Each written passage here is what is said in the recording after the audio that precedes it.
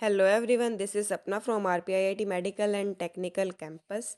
तो पिछली वीडियो में हमें सैंपल कलेक्शन के प्रिजर्वेशन, उसकी हैंडलिंग के बारे में डिस्कस किया था।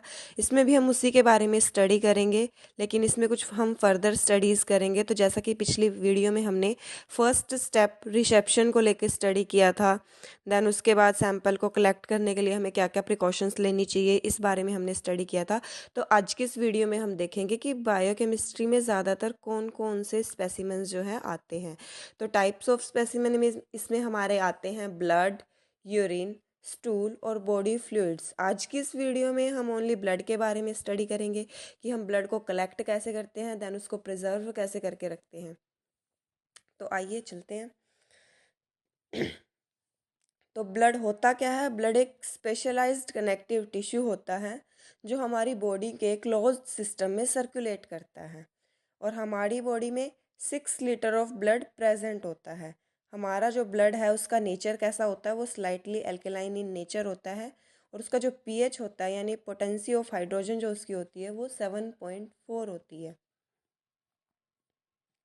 उसके बाद आते हैं मेथड्स, किन किन मेथड से हम ब्लड को कलेक्ट करते हैं। तो ब्लड को कलेक्ट करने के यहाँ पे दो मेथड्स बेसिकली मेनली बताए गए हैं। तो ये दो मेथड होते हैं, पहला हमारा है फिंगर प्रिक मेथड और दूसरा होता है venous blood collection method. Finger prick method में हम क्या करते हैं? कैपिलरी पंक्चर करते हैं। इसका दूसरा नाम कैपिलरी पंक्चर भी होता है क्योंकि फिंगर्स में हमारी कैपिलरीज प्रेजेंट होती है, छोटी छोटी, जहाँ से हम ब्लड कलेक्ट करते हैं।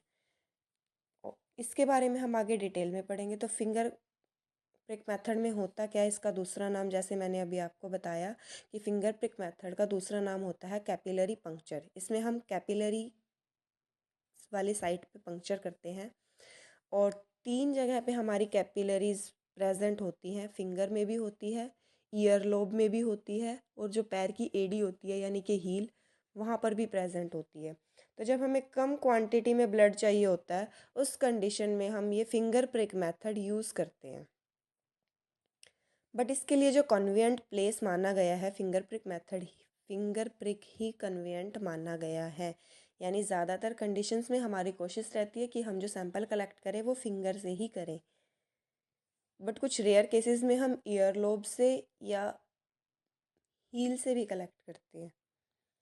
तो प्रोसीजर क्या होता है ब्लड कलेक्शन का फिंगर प्रिक मेथड से? तो सबसे पहले जहाँ से हमने सैंपल लेना है उस जगह को हमने क्लीन करना होता है, स्टेराइल करना होता है 70% ऑफ अल्कोहल से। स्टेराइल करने के बाद हमें उसको ड्राई करना होता है। ड्राई करने के बाद हम लेंसेट से प्रिक करके वहाँ से ब्लड की 1 या 2 ड्रॉप जो भी हमें अपने एज ए स्पेसिमेन चाहिए वो हमें कलेक्ट करनी होती है। और फर्स्ट ड्रॉप को हम हमेशा डिस्कार्ड या वाइप करते हैं। इसका रीज़न ये होता है कि उसमें हमारी बॉडी के कुछ टिश्यूज़ या प्रोटीन्स आ जाते हैं, तो वो प्योर ब्लड नहीं होता है। प्योर और एग्जैक्ट सैंपल कलेक्ट करने के लिए हम फर्स्ट ड्रॉप को वाइप करते हैं, और सेकेंड ड्रॉप को हम एज ए सैंपल कलेक्ट करते हैं। तो सेकेंड हम पढ़ेंगे वीनस ब्लड कलेक्शन के बारे में। तो वीनस ब्लड कलेक्शन ऐसा, जैसे कि इसका नाम ही इंडिकेट करता है, यानी कि यहाँ पे हम जो ब्लड है वो वेन से कलेक्ट करते हैं, और ज़्यादा हम जो हमारी ब्रेकियोसिफेलिक वेन्स होती हैं वहीं से ही ब्लड कलेक्ट करते हैं। 2 वेन्स हम बेसिकली यूज़ करते हैं ज़्यादातर, एक तो मीडियल क्यूबिटल वेन, और दूसरी हमारी ब्रेकियोसिफेलिक वेन जो साइड वेन्स होती है वो भी हम यूज़ कर सकते हैं। और दूसरी बात ये कि जो जिस वेन से हमें सैंपल कलेक्ट करना है वो सुपरफिशियल वेन हो तो बहुत ही अच्छी बात होती है। और वेन ब्लड कलेक्शन मेथड हम जब यूज़ करते हैं जब हमें ज़्यादा क्वांटिटी में ब्लड की ज़रूरत होती है, जब हमें बहुत सारे टेस्ट परफॉर्म करने होते हैं, उस कंडीशन में हम वेन पंक्चर या वेन ब्लड कलेक्शन मेथड हम यूज़ करते हैं। तो अब हम पढ़ेंगे प्रोसीजर कि हम वेनस ब्लड को कलेक्ट कैसे करते हैं, उसका मेथड क्या होता है कलेक्ट करने का। तो जब भी हमें वेनस ब्लड कलेक्ट करना होता है, सबसे पहले तो हम उस जगह को अल्कोहल स्वैब से 70% ऑफ अल्कोहल यूज़ करके क्लीन एंड ड्राई ही करते हैं। देन हम टोर्निकेट अप्लाई करते हैं पेशेंट की आर्म पे, ताकि उसका प्रेशर जो है वेन का वो अच्छा बना रहे। वे पेनिट्रेट करते हैं। देन हम 20 to 30 डिग्री के एंगल पे नीडल के साथ वेन को हम पेनिट्रेट करते हैं, वेन में हम पंक्चर करते हैं। देन हम ब्लड कलेक्ट करते हैं जितना हमें चाहिए होता है।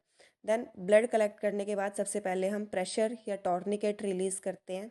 टॉर्निकेट रिलीज़ करने के बाद हम कॉटन स्वैब उस जगह पे रखते हैं। नीडल को वेन से निकालने के बाद हम तुरंत ही साथ के साथ कॉटन स्वैब को वेन पंक्चर वाली जगह पे रख देते हैं। देन उसको अच्छे से प्रेस करते हैं ताकि वहाँ पे कोई भी निशान ना पड़े।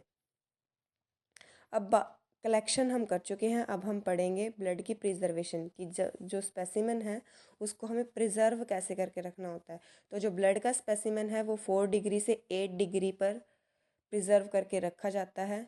जो EDTA एंटीकोएगुलेटेड जो ब्लड होता है उसको हम हीमोग्राम ट्राइसोडियम हीमोग्राम टेस्ट के लिए या हीमेटोलॉजी में ज़्यादातर यूज़ करते हैं। कभी कभी उसको हम शुगर के लिए भी यूज़ कर लेते हैं। जो ट्राइसोडियम सिट्रेट होता है उसको हम कोएगुलेशन स्टडीज़ के लिए यूज़ करते हैं। उसको हम वार्म अप करके रखते हैं प्रिजर्व्ड ब्लड को। यानी अगर हमने ब्लड को प्रिजर्व करने के बाद, यानी जब हमारा ब्लड 4 to 8 डिग्री सेल्सियस पे है, उसको अगर हमें प्रोसीड करना है, उससे कोई भी टेस्ट लगाना है, तो सबसे पहले हम उसको नॉर्मल टेम्परेचर पे, रूम टेम्परेचर पे लेके आते हैं।